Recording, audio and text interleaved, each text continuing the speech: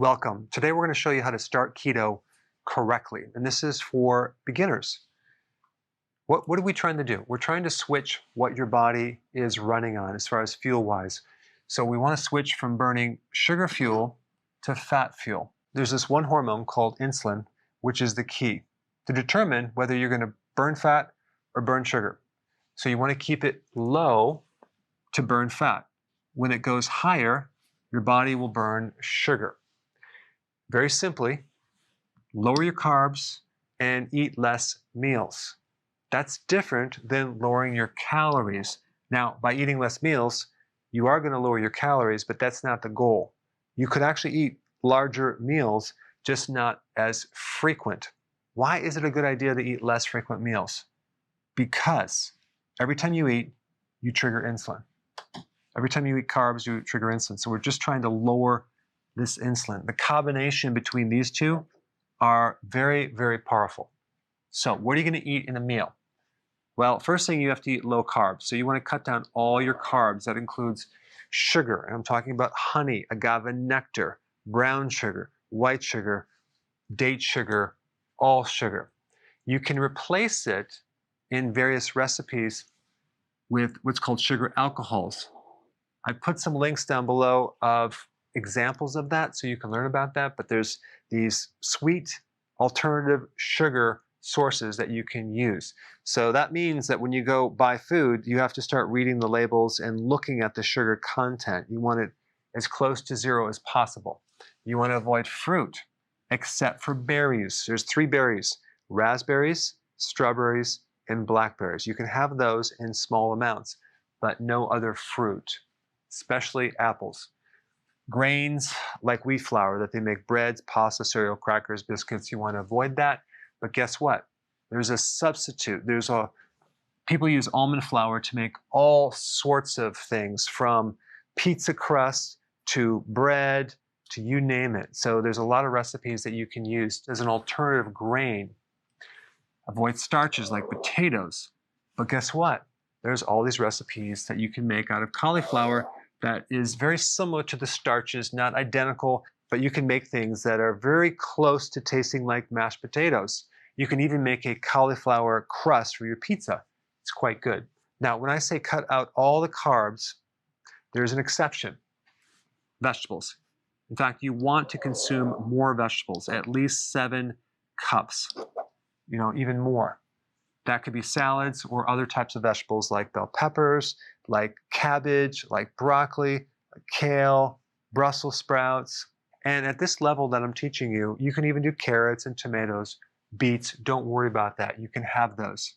And the last point about vegetables is that ideally, if you eat them first, it's going to be a lot easier to consume 7 cups than after you have the protein and fat, because this is going to fill you up pretty fast. So I always consume the vegetable first. Now you can consume it at the same time, but just as a strategy to make sure you get enough vegetables in your diet, I like to consume these first, because very few people consume enough vegetables. And one last point, vegetables provide 2 things. They provide food for your microbes that then help your blood sugars and help give you energy. Also, they provide a lot of nutrients like potassium and magnesium and even vitamin C. Because what are we trying to do? We're trying to do keto correctly. And by correctly, I mean healthily. Okay, number 2, moderate protein. Not massive amounts like in the Atkins diet, but moderate amounts. That could be, depending on your size and your metabolism and your age, between 3 and 8 ounces. Maybe you're 18 years old and you work out hardcore. You're going to need maybe more protein. So rather than have a little scale and measure it, just consume protein the size of the palm of your hand. Maybe a little bit more, a little less, okay? Just to kind of keep it really simple at this level. What type of protein? Different types of meat: fish, chicken, seafood, eggs, cheese, unless you have an allergy or any type of severe gut issue, nuts or nut butters. Also make sure that if you buy peanut butter or whatever, you read the ingredients to make sure it doesn't have added sugar. You don't want to add sugar to any of these, because sometimes when you have like deli meats, they have dextrose in there or extra sugar. If you're having bacon, they have extra sugar added. You preferably keep the sugar away from your protein. All right, with the protein, as far as the order of when you eat it, you just ate your vegetable, your salad. Now you start with your protein. The key with the protein is not to consume lean protein or low-fat protein. Try to consume protein that has more fat. Why? Because that's going to help your insulin levels. When you consume protein that's very low fat and lean, as in like powders, especially like whey protein powder, you majorly increase insulin versus consuming fattier meat or fattier fish or like brie cheese, which has more fat. So that's a really key point about protein. All right, the third thing is that you're on a higher fat diet. Now, when we talk about higher fats, mainly we're talking about the calories. There's more than twice as many calories in fat than there is protein and carbs. So based on calories, it would be a higher fat diet. So I'm not going to say anything more to confuse you on that point. But realize that when you're consuming the protein, guess what? You're consuming a lot of the fat in your diet already because protein always comes with fat. But you may add some additional fats. Let's say some avocado, butter to cook your food in, or let's say you melt the butter on your vegetables, which is a good idea because the veggies have certain fat-soluble natural chemicals in there that are good for you, even antioxidants. They're called phytonutrients. And adding oil to your salad, whether it's olive oil or butter over your vegetables, will help you extract those nutrients out of that meal. That's why it's good to combine these things right here.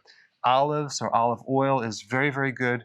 Coconut oil is actually also pretty good. And of course, some of these are in the fat category, like nuts, for example, are half fat and half protein, a little bit of carb. Cheese is protein and fat. Eggs are protein and fat. So a lot of these are fat too. So both of these are kind of a combination. But if you're starting keto, a lot of times people add maybe some nuts or cheese after the meal to be more satisfied. So that's something that they do. And so that's why I said eat this third. But of course, it could be within the meal. Now, there's certain fats you definitely want to avoid. Soy oil, corn oil, canola oil, cottonseed oil, even the safflower oil, the sunflower oil, I would be careful about consuming too much of those. These are GMO. They have chemicals in them. But the problem is they're highly inflammatory. Even though it's a fat, it's the wrong type of fat that you want in your body. And you'd probably see these in salad dressings and many different products like mayonnaise in there. So you're going to have to kind of start reading labels and really get picky on certain things that you're going to be buying. So we talked about generally what to eat, but we also want to talk about eating less meals, right? Less frequent meals. We're going to do intermittent fasting. We're going to combine both of these together to really take that insulin and bring it down to a normal level. So here's the rule of thumb. Don't eat unless you are hungry. Now, let me define hungry, because sometimes you might get a little bit of hunger, but you still feel strong. You still feel fine. Your mood is good. We'll try to push through that, okay? There's also a difference between hunger and also like a habit. People have like a habit of eating all the time, even when they're not hungry, because they feel that they're not as full as maybe they should be. So you don't have to be full all the time. We're talking about hungry. And a true hunger is like, wow, I feel like I really need to eat. I feel a little bit weaker. I feel a little shaky. I'm starting to notice I'm a little bit more irritable. Okay, that is what we're talking about, not some little temporary hunger. Number two, ideally you want to skip the breakfast. You can do this on a gradual level where you keep pushing your breakfast later and later and later, or just cut it right out and just skip breakfast. Instead, have your coffee with a little butter in it, a tablespoon of butter, and or MCT oil, which will help you greatly in making ketones, which is very therapeutic to your brain, and it will satisfy you. So as you're trying to transition into the state of ketosis, which you're burning fat, because ketones are a byproduct of burning fat, if you add MCT oil, that will give you ketones right away, and it'll make the transition a little more comfortable, especially with your cognitive function. So this is a good idea.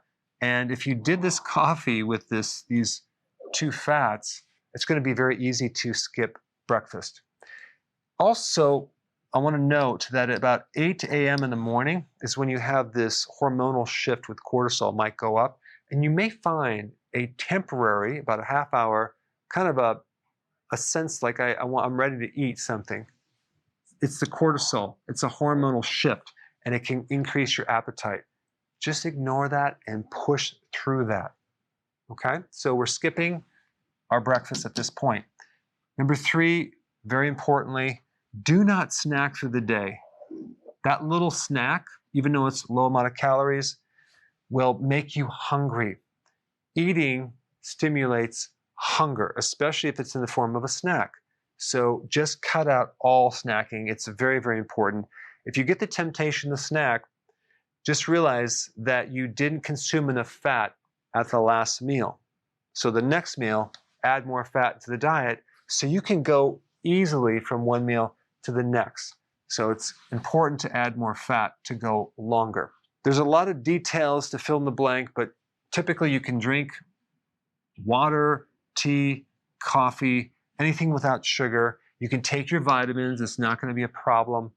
And again, there's a lot of details that I'm not covering, but I'm just giving you the basics. So let's say your first meal is at noon. Okay, you eat your meal. Don't really worry at this point about calories because we're not trying to reduce calories. All we're trying to do is have that first meal, make sure it fits what I said in the last slide, and then the second meal at 6. So that gives you a 6-hour eating window and 18-hour fast, okay, if you don't snack, which is huge.